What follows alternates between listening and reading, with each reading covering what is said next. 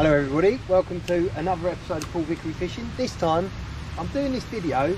I watched a great video by the Ginger Fisherman. The guy's a genius, and he was doing the underwater footage of the pike bites and just hitting them literally first time you move it, they move it, and I'm in agreement with him. I think it's a good method. I've been waiting, but a lot of the times when I wait like 10-15 seconds I miss bites. So I think I'd probably miss just as many if I hit him straight away. And seeing how quickly a big pike can go for bait, we're giving it a go. But what I do, I have a weight above at the top of the trace, and I take a bit of time from where I'm fishing to get the right depth, so that the weight is only just off the bottom. So I'm just going to be fishing off the end of the rod tip here. So that is sitting on the bottom now. So I've just got to, just so the float is as sensitive as possible. And I've got it weighted down. You see, I'll show you the other pike float in a minute. Right, that is off the bottom, so we can add a bit more.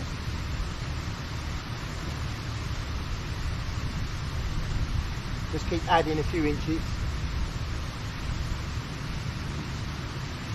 Right, that's on the bottom. Right, we're pretty close. So I know now that that pike, that is off the bottom and that is there, so there's only this much movement of the bait to register. I could go even more actually. I might even do that. I might go a bit shallower and have like half the trace, it only just laying on the bottom. That should be super sensitive then, super sensitive.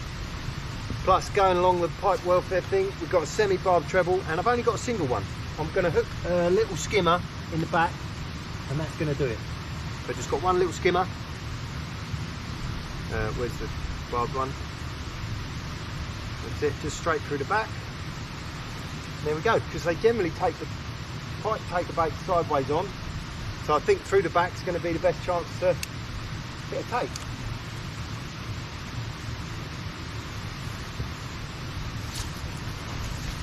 See what happens.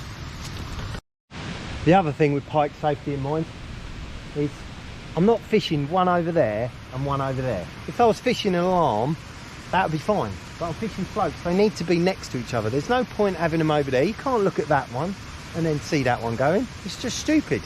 So I'm having them nicely lined up, and then if I want to fish over there, I'll fish both of them over there, and that's what we'll do. Right, I've got me 16-inch forceps and 16-inch wire cutters. If one does gut hook, which I don't think we'll get gut hooked, I've only ever got one, and that was actually last week on a live bait, which was very unusual. Didn't even register on the float, that one.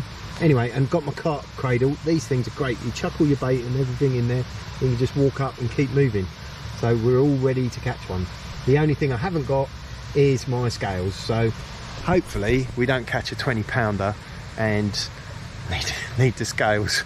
I might be making some phone calls, or it could be a 30-pounder because there's no scales. Anyway, tiny little pluck and a bit of a movement.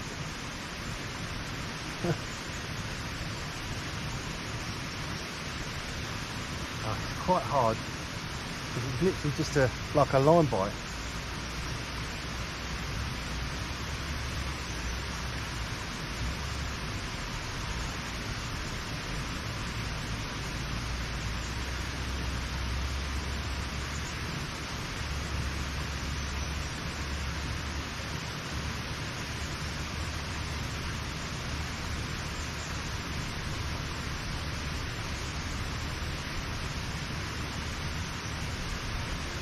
Quite hard to do.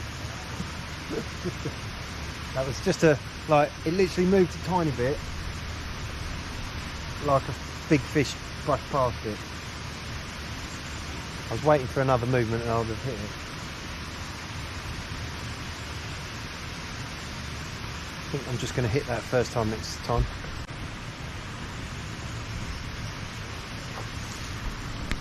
Right, there's a little pitch.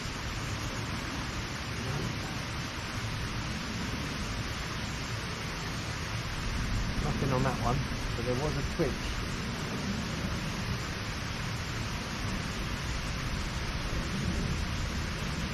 I was just thinking about twitching it, moving it.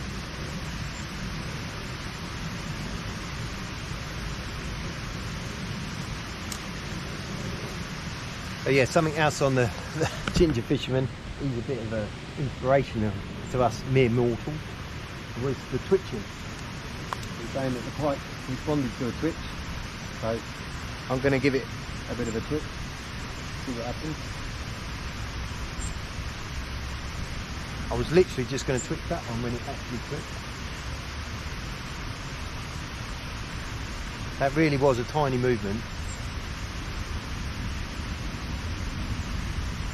But I've got no regrets, you know, it's been fishing hard this pool, so I don't mind not waiting. I'm quite an active sort of fisherman, so this style of hitting all the little twitches is good. You're always left there wondering, oh, was that a pike? Did it take it? Drop take?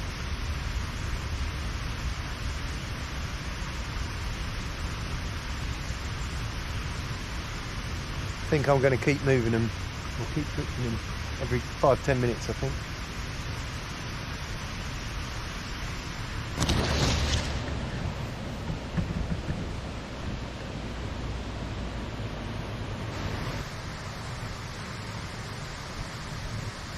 It's getting cold.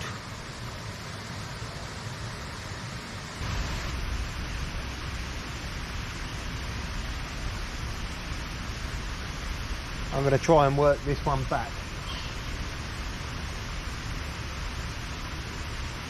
What I do run the risk of is obviously the depth changes. I did have a little 2-inch movement on that one just now, which I didn't hit, because I know there are a lot of big bringing tension here. So I think it could be a line bite. That's really hard. I really have got a very limited amount of time, so I've set an alarm to move spots in 10 minutes. I've only got about another hour till dark, so I need to just keep trying, popping in front of pike, not sitting and waiting. I have not got all day. I've got about an hour and a half, 2 hours.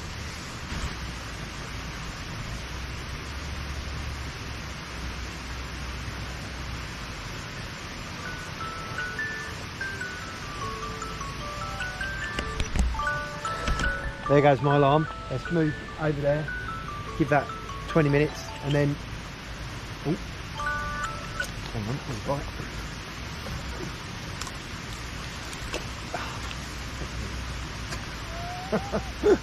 I hit it pretty hard actually.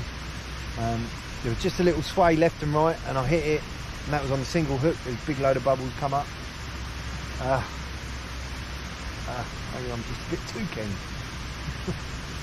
I don't know, it went, and then it went about, I don't know, probably about 8-10 inches. Anyway, let's move to the other spot.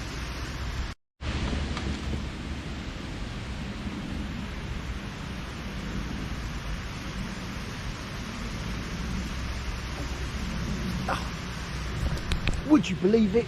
I was just reeling that in nice and slowly, and one took it as I was reeling it in. He must have been looking at it. Didn't have to wait for a bite for that one. Oh, Pike, gotta love them. They're funny creatures. Something I don't do very much is wobble dead bait. It's only a little one, but it's fish.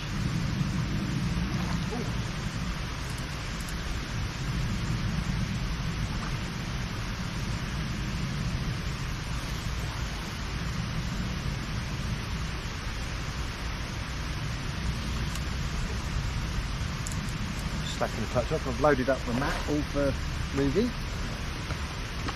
Need to unload it all to get the fish in. Come on, mate.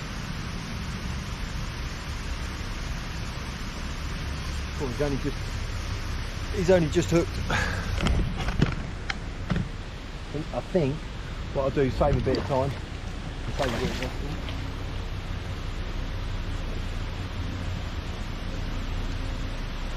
I might just unhook him in the water. I think everybody can see him.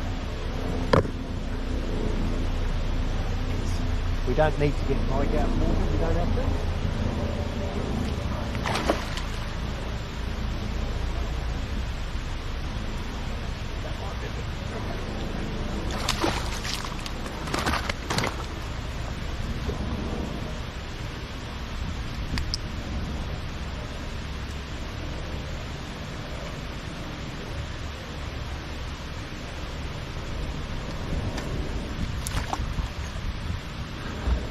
I said I was going to unhook him in the water, but I didn't. I picked him out.